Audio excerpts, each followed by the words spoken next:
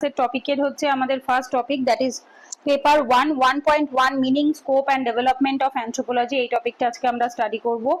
আচ্ছা, এগুলো কেমন বানানো ছিল, আর কিছু ছিল নন মেটেরিয়াল ক্রিয়েশন, যেটা নন মেটেরিয়াল, জাগতিক মানে বস্তুর নয়, যেমন বিশ্বাস, values, practice, detail plus holistic ওয়েতে অন্যান্য ডিসিপ্লিনের সাথে সেটাকে ইন্টারকানেক্ট করে তারা এখন স্টাডি করছেন। স্টার্ট করে দিতে পারো রবিবার থেকে, যেন তোমার রবিবারের মধ্যে যেন সানডে রাতের মধ্যে 1.3 যেন রিভিশন কমপ্লিট হয়ে যায়। অ্যান্সার রাইটিং না হলেও চলবে, অ্যান্সার সমস্ত এজে। Call the universalism of anthropology, মানে anthropology is universal, not a particularism. Holistic approach studies all aspect of their intra and inter relationship, তাদের মধ্যেকার এবং বাইরের লোকের সাথে, ইন্ট্রা সবার মধ্যে, এদের সাথে এদের সম্পর্ক, দ্যাট ইজ ইন্ট্রা।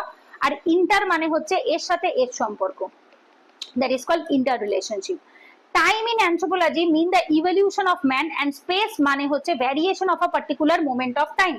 এই যে যখন অল টাইম এন্ড স্পেস বোঝানো হচ্ছে, তখন টাইম বলতে কি বোঝানো হচ্ছে, দ্য ইভলিউশন অফ ম্যান, মানুষের বিবর্তনটাকে বোঝানো হচ্ছে। আর স্পেস বলতে কি বোঝানো হচ্ছে, পার্টিকুলার জায়গাকে বোঝায়।